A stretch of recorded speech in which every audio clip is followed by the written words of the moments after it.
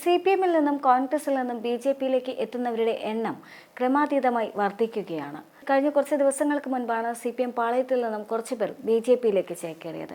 വലിയ തരത്തിലുള്ള വാർത്തയായില്ല എങ്കിലും CPI-യിൽ നിന്നുള്ള കൊഴിഞ്ഞുപോക്ക് വാസ്തവം തന്നെയാണ്. ഇപ്പോൾ ഒടുവിലായി മുൻ MLA S. രാജേന്ദ്രൻ BJP-യിലേക്ക് എന്ന പ്രചാരണം വീണ്ടും ശക്തമായിരിക്കുകയാണ്.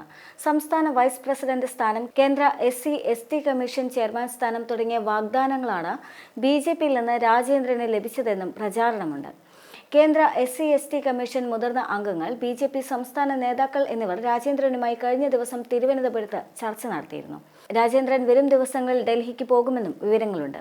തിരുവനന്തപുരത്ത് കൂടിക്കാഴ്ച നടന്നതായും ചില വാഗ്ദാനങ്ങൾ ലഭിച്ചതായും രാജേന്ദ്രനും പറയുന്നുണ്ട്. എന്നാൽ ഇവ സ്ഥിരീകരിക്കുന്നത് സംബന്ധിച്ചുകൊണ്ട് തീരുമാനമെടുത്തിട്ടില്ല എന്നും CPM ജില്ലാ സമ്മേളനം അവസാനിക്കുന്നതുവരെ കാത്തിരിക്കുമെന്നും രാജേന്ദ്രൻ പറയുന്നുണ്ട്. കഴിഞ്ഞ നിയമസഭാ തെരഞ്ഞെടുപ്പിൽ സ്ഥാനാർത്ഥിയായിരുന്ന A. രാജയെ തോൽപ്പിക്കാനായി ശ്രമിച്ചുവെന്നാരോപിച്ചുകൊണ്ട് CPM തന്നെ MLA ആയിരുന്ന S. രാജേന്ദ്രനെ പാർട്ടിയിൽ നിന്നും സസ്പെൻഡ് ചെയ്തിരുന്നു. രാജേന്ദ്രൻ കേരളത്തിന്റെ ചുമതലയുള്ള പ്രകാശ് ജാവ്ദേക്കറുമായി കൂടിക്കാഴ്ചയും നടത്തിയിരുന്നു. കഴിഞ്ഞ നിയമസഭാ തെരഞ്ഞെടുപ്പിൽ LDF സ്ഥാനാർത്ഥിയെ പരാജയപ്പെടുത്താൻ ശ്രമിച്ചെന്ന് ആരോപിച്ചുകൊണ്ടാണ് രാജേന്ദ്രനെ CPM-ൽ നിന്ന് സസ്പെൻഡ് ചെയ്തത്. സസ്പെൻഷൻ കാലാവധി അവസാനിച്ചുവെങ്കിലും പാർട്ടിയിലേക്ക് മടങ്ങാൻ തയ്യാറാകാതെ രാജേന്ദ്രൻ വിട്ടുനിൽക്കുകയായിരുന്നു. എന്നാൽ അതേസമയം തന്നെ അദ്ദേഹം CPM-ൽ നിന്ന് ഇറങ്ങുകയും ചെയ്തു. എന്നാൽ പിന്നീട് BJP-യിലേക്ക് എത്തുകയും ചെയ്തില്ല എന്നതായിരുന്നു ശ്രദ്ധേയം. പാർട്ടി മാറ്റത്തെ സംബന്ധിച്ച ചർച്ചകൾ സജീവമാകുമ്പോഴും അദ്ദേഹം ഇതുവരെയും മനസ്സ് തുറക്കാൻ തയ്യാറായിരുന്നില്ല എന്നതും ശ്രദ്ധേയമായിരുന്നു. CPM-ൽ നിന്നും BJP-യിലേക്ക് പോയി കഴിഞ്ഞാൽ CPM-ന്റെ ഭാഗത്തു നിന്നുള്ള പകപോക്കൽ നേരിടേണ്ടി വരുമെന്ന ആശങ്കയും അദ്ദേഹത്തിനുണ്ടായിരുന്നു. കയ്യേറ്റമടക്കം തന്റെ പേരിലുള്ള ആരോപണങ്ങളിൽ സർക്കാർ നടപടിയെടുക്കുമെന്നും അദ്ദേഹം ഭയപ്പെടുന്നുണ്ട്.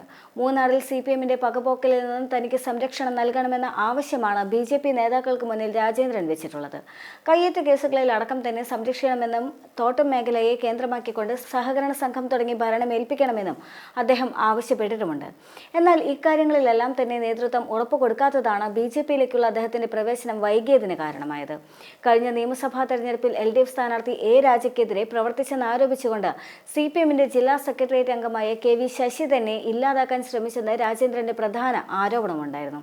തനിക്കെതിരെയുള്ള വ്യാജ പരാതി അന്വേഷിച്ചുകൊണ്ട് ശശിക്കെതിരെ നടപടിയെടുത്താൽ CPM-ൽ സജീവമാകാമെന്ന് രാജേന്ദ്രൻ നേതൃത്വത്തെ അറിയിച്ചിട്ടുമുണ്ടായിരുന്നു. CPM നേതൃത്വത്തിൽ സമ്മർദ്ദം ചെലുത്താനായിരുന്നു അടിക്കടി പാർട്ടി മാറ്റം രാജേന്ദ്രൻ ചർച്ചയാക്കുന്നതെന്നും വിമർശനമുയർന്നിരുന്നു. BJP-യുടെ ഇടുക്കി ജില്ലാ ജോയിന്റ് സെക്രട്ടറിയായ സഹോദരൻ S. കതിരേശനാണ് BJP-യുമായുള്ള ചർച്ചയിൽ രാജേന്ദ്രനെ നയിക്കുന്നതെന്നാണ് സൂചനയുണ്ടായിരുന്നത്. ഇതിനിടെ തന്നെ ചില കോൺഗ്രസ് നേതാക്കളും അദ്ദേഹത്തെ സമീപിച്ചിരുന്നതായി അദ്ദേഹം തുറന്നടിക്കുകയും ചെയ്തിരുന്നു. അതായത് കൃത്യമായി പറയുകയാണെങ്കിൽ നിയമസഭാ തെരഞ്ഞെടുപ്പിന് ശേഷം പാർട്ടിയിൽ നിന്നും സസ്പെൻഷൻ നേരിടേണ്ടി വന്നിരുന്ന രാജേന്ദ്രൻ പലപ്പോഴായി പല തരത്തിലുള്ള പാർട്ടി മാറ്റത്തിലേക്കുള്ള സൂചനകൾ നൽകിയിരുന്നു.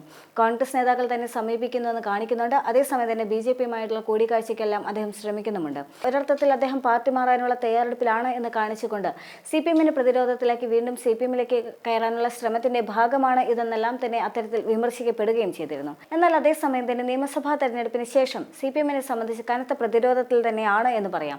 CPM-ന്റെ ഭാഗത്തു നിന്നും നിലവിൽ BJP-യുമായുള്ള ബന്ധവും BJP-യിലേക്കുള്ള കൊഴിഞ്ഞുപോക്കും കൂടി വരികയാണ്. ബിപിൻ സി ബാബു അടക്കമുള്ള നേതാക്കളെല്ലാം തന്നെ BJP-യിലേക്ക് ചേക്കേറിയതിന് ശേഷവും ഇത്തരത്തിലുള്ള വലിയ തരത്തിലുള്ള പ്രതിരോധ നടപടികളെല്ലാം തന്നെ CPM-ന്റെ ഭാഗത്തു നിന്നും ഉണ്ടായിരുന്നു എന്നുള്ളതുമാണ്. സ്വാഭാവികമായും ഇവയെല്ലാം തന്നെ മുന്നിൽ വെച്ചുകൊണ്ടാണ് രാജേന്ദ്രന്റെ BJP-യിലേക്കുള്ള പോക്കും വൈകിയിരുന്നത് എന്നും കാണാൻ സാധിക്കും. അദ്ദേഹത്തിന് കൃത്യമായി തന്നെ BJP-യുടെ ഭാഗത്തു നിന്ന് മറുപടി ലഭിക്കാത്തത് മൂലമാണ് അദ്ദേഹത്തിന്റെ പോക്ക് ഇത്ര കണ്ട് വൈകാനുള്ള സാധ്യതയുണ്ടായിരുന്നത്.